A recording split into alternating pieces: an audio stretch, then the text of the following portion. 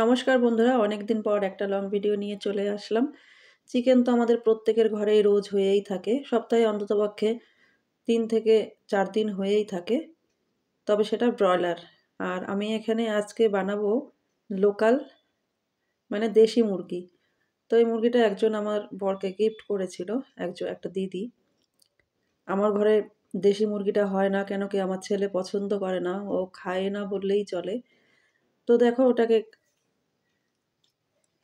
দোকান থেকে কেটে ভালো করে একদম পিস, পিস করে নিয়ে এসছে। আমি একে বাড়িতে পরিষ্কার করে ধুয়ে নিয়েছি। তারপরে দেখো কি, কি নিয়েছি।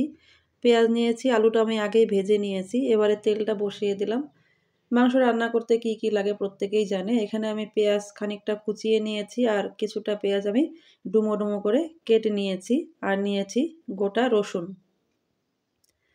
ফোড়নে দিয়ে দিলাম গরম মসলা মানে এলাচ। এলাচটাকে একটু থেতো করে দিয়েছি, দারচিনি আর তেজপাতা। তারপরে পেঁয়াজটা দেখো হয়ে এসছে। এবারে রসুনটাকে দিয়ে দিলাম। রসুনটা ভাজা, ভাজা হয়ে গেলে পরে সুন্দর সেদ্ধ হয়ে যাবে আর খেতেও ভালো লাগবে। দেখো সবকিছু একটু ভাজা, ভাজা হওয়ার পরে ডুমো, ডুমো করে কেটে রাখা পেঁয়াজটা দিয়ে দিলাম। তো সম্ভবত আমার আওয়াজটা আজকে ভালো আসছে না, প্রচণ্ড সর্দি লেগেছে। গলাটা বসে যাচ্ছে। তো এবারে সবকিছু দেখো সুন্দর করে ভেজে মসলা করে নিয়েছি। এই যে মসলাতে দেখো কি, কি আছে সবাই জানোই, এটা রেগুলার যা, যা মসলা দেওয়া হয় মাংসতে। আদা, কাঁচা লঙ্কা দিয়েছি আমি এখানে। আমি শুকনো লঙ্কা ব্যবহার করি না। তারপরে রসুন আর দিয়েছিলাম এলাচ, জিরে, একটুখানি ধনে, তারপরে কালারের জন্য একটুখানি কাশ্মীরি লঙ্কার গুঁড়ো দিয়েছিলাম। এবারে দেখো মসলাটাকে আমি আগেই ভেজে নিয়েছি। তারপরে এই দেখো মাংসটা এখানে দিয়ে দিলাম। মাংসটাকে আমি লেবু আর লবণ দিয়ে আগেই মেখে রেখেছিলাম যাতে বাড়তি জলটা বেরিয়ে যায়। আর তোমরা তো জানোই যে দেশি মুরগিটা একটু সেদ্ধ হতে সময় নেয়। যেমন ব্রয়লার মুরগিটা তাড়াতাড়ি হয়ে যায়, কিন্তু এটা তার থেকে দ্বিগুণ সময় নেয় সেদ্ধ হতে।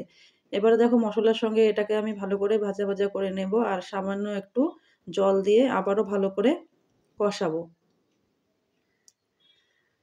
যেকোনো রান্নায় যত বেশি কষানো হবে তার স্বাদ তত বেশি আসবে। তো এটা কষানো হয়ে গেছে। এবার আমি ভেজে রাখা আলুটা একটু বেশি ভাজা হয়ে গেছে। জানোই তো আমরা এক কাজ করতে গেলে একসঙ্গে অনেকগুলো কাজ করি। তো আলুটা একটু বেশি ভাজা হয়ে গেছে। এবারে আলু দিয়ে আবার একটু ভালো করে মিশিয়ে নেব। মানে কষাতে থাকবো। এই দেখো।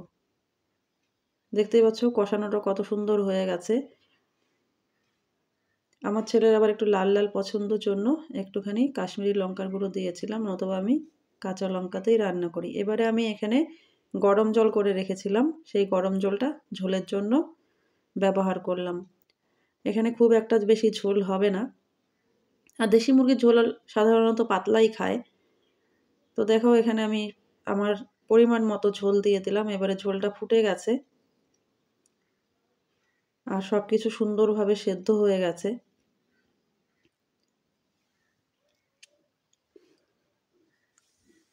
দেশি মুরগির দামটাও অনেক বেশি। সে কারণে অনেকের পক্ষে খাওয়া সম্ভব হয় না। সত্যি কথা বলতে যেটা। আর এটা অনেকে পছন্দও করে না। খুব কম লোকেই এটা পছন্দ করে। তো একজন দিয়েছে বলে এটাকে রান্না করেছি, না হলে আমার ঘরে দেশি মুরগি হয় না।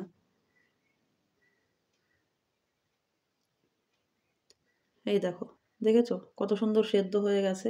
এটাকে একদম কম আঁচে ঢেকে, ঢেকে সুন্দর করে রান্না করতে হয়, তাহলে সুন্দরভাবে সেদ্ধ হয়ে যায়। তো দেখো ঝোলটা আমার হয়ে গেছে। নামিয়ে নিয়ে তোমাদেরকে দেখালাম। কেমন হয়েছে জানিও। সম্পূর্ণটা ভিডিও দেখার জন্য ধন্যবাদ সবাইকে।